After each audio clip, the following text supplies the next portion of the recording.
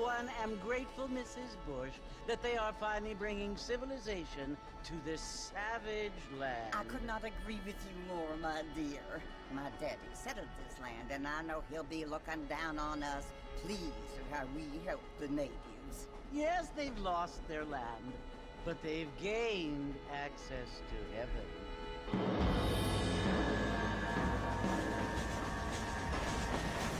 But Father, do you mean unless an innocent receives communion, they're destined to go to hell?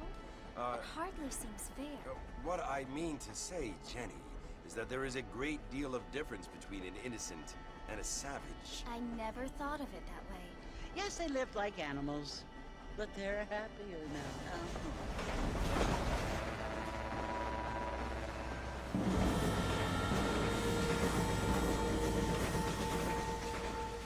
Not only do people now have motor cars, Father, but I heard that pretty soon we will be able to fly. No, only angels can fly, Jenny.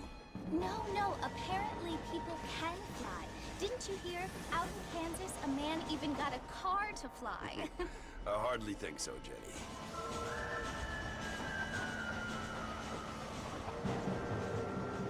Apparently, Mr. Johns wants to run for governor, which is why he's so concerned with cleaning up the state. Nate Johns. Yes. His family is nothing but hillbilly trash that came here after the war. I don't want to be judgmental, but this state should not be ruled by such a disgusting family. A family without class. Apparently. The Johns family have made a lot of money, and he has a lot of friends in politics. Mrs. Bush, money isn't everything. There are many things that money cannot buy. It seems that money can buy voters, though.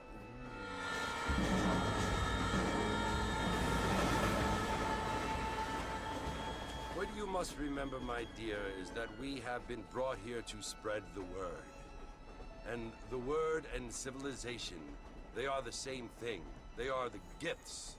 It is the opportunity we have, the chance to live among people who are decent and who do not kill each other, and who let you worship in peace.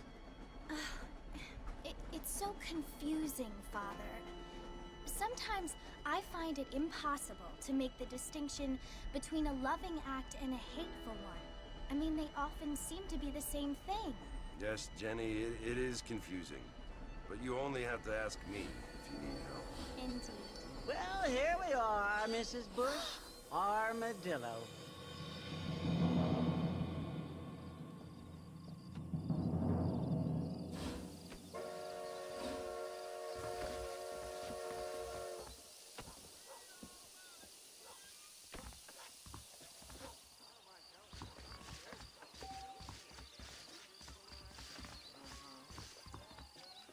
Hello, sir.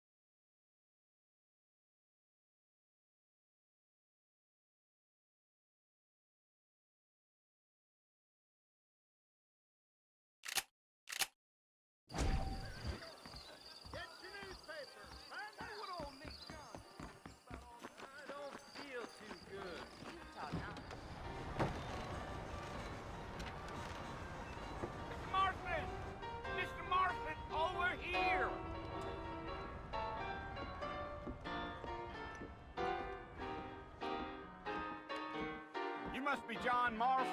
Sometimes. I'm Jake. Your friends from Blackwater hired me to guide you. They ain't my friends, but pleased to meet you, Jake. I got the horses saddled up and ready out front.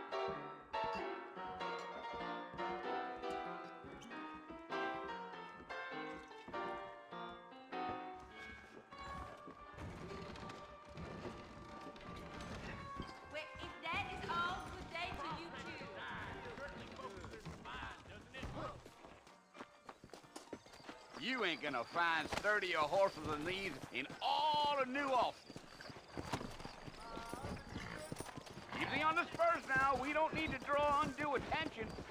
Whoa now. Told me to take Bob's courage from the music if I land out here. Yeah, yeah.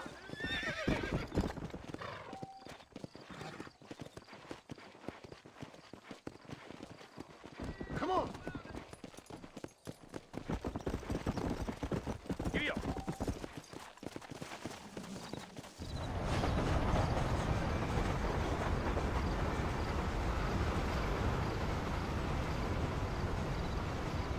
So it's Fort Mercy you want to visit? That's right. Ain't taking nobody up to the fort in a long time. Strange place for a decent fella to want to visit, if you don't mind me saying.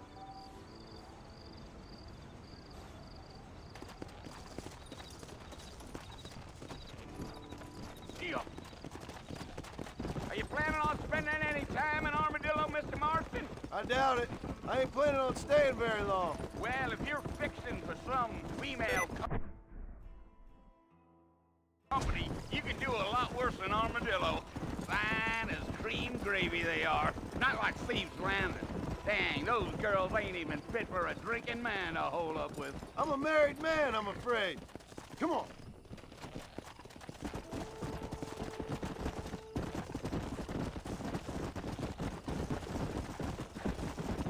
Yeah, so it was the marshal who hired me. Lee Johnson, do you know him? I think I heard his name. Says he got a telegram from some Blackwater big bugs asking for a guide. I guess it's none of my business. That's right.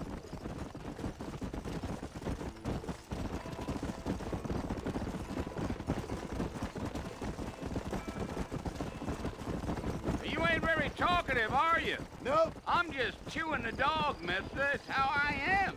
I don't mean nothing by it. Trust me. There's things you better off not knowing.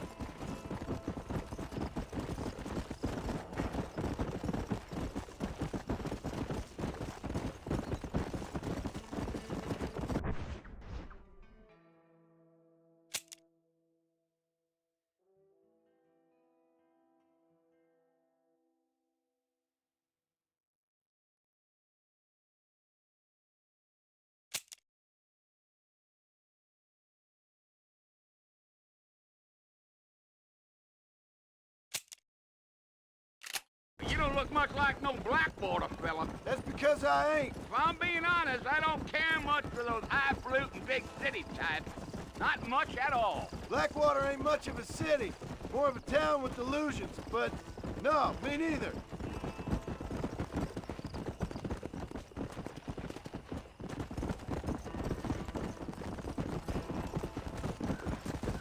A fella told me he was out in Blackwater a few months back and saw one of them newfangled carriages without horses. Is that so? And you wind 'em up like a clock. Damnedest thing ye ever saw without the aid of liquor, he told me. Times are changing fast. That's for sure.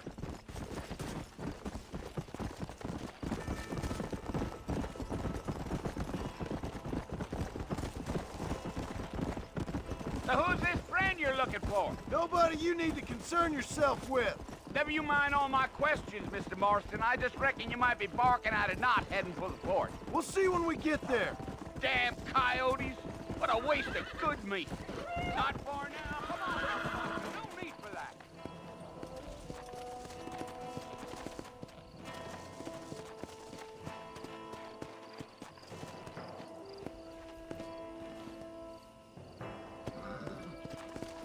Yeah, yeah.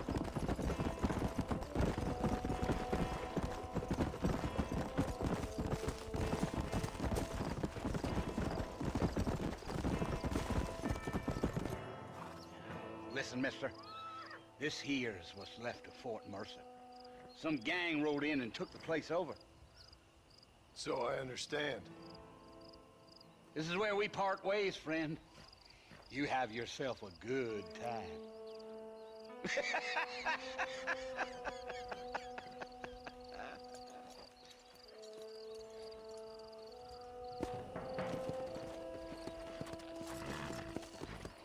Yeah.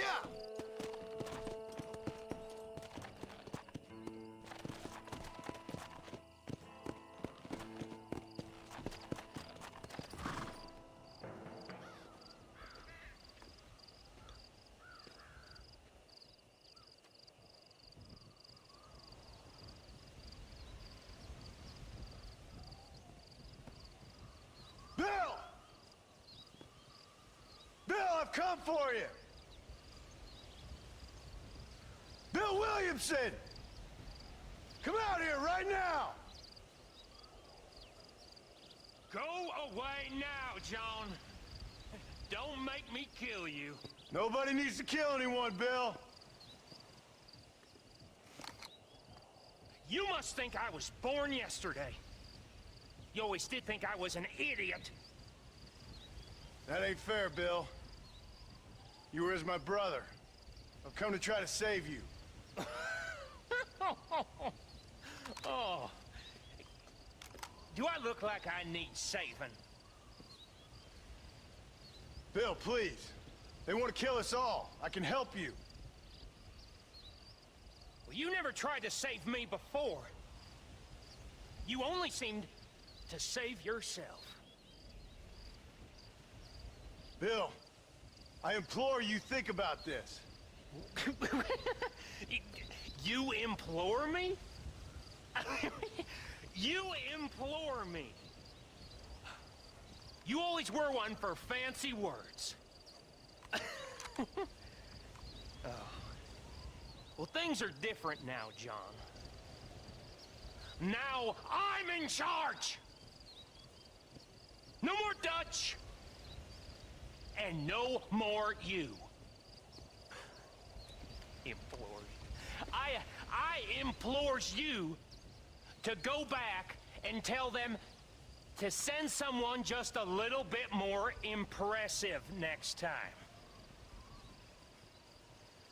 Well? Oh. Poor John.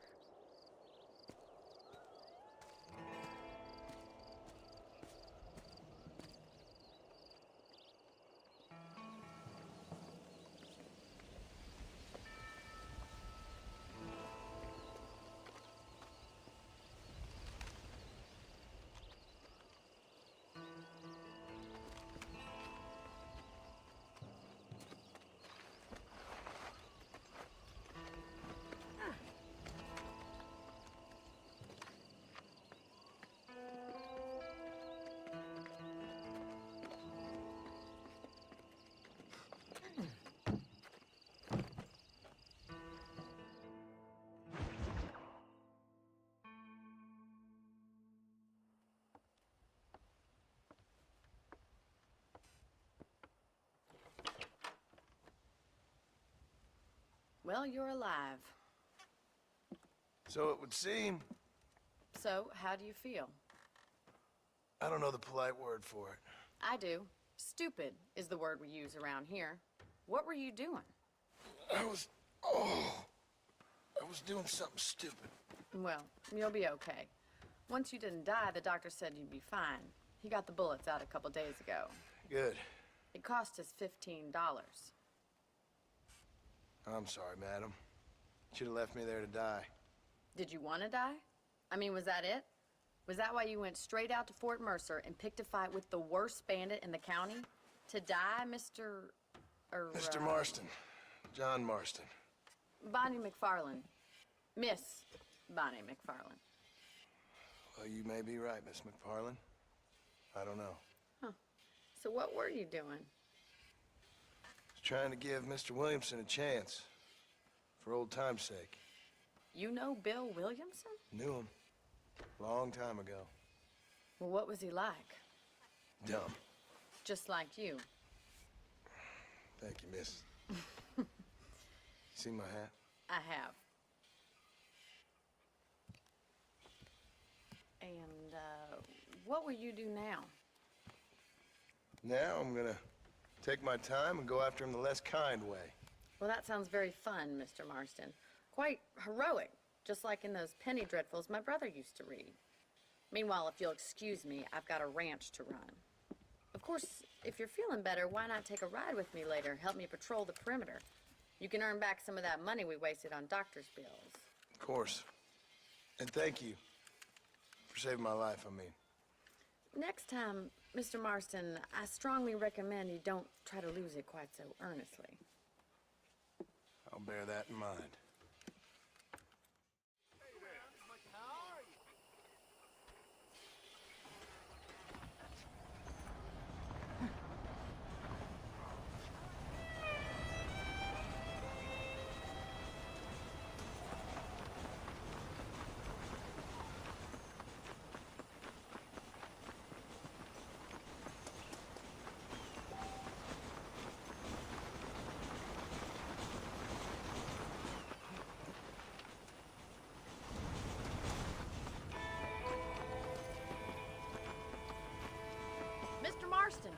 in the land of the living, I see. Figured it's about time I started paying back that $15. Well, no time to waste. The horses are saddled up over here.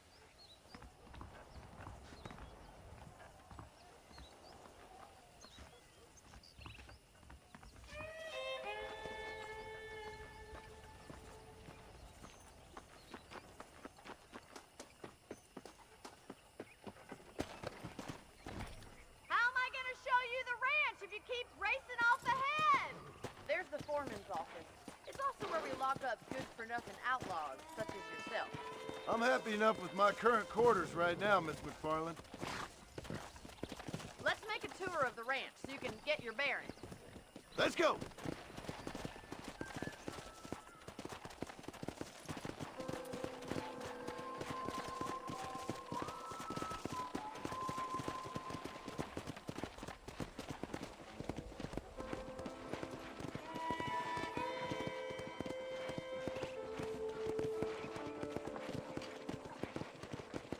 To your right is the general store. You won't find Parisian high fashion, but it's good for the essentials.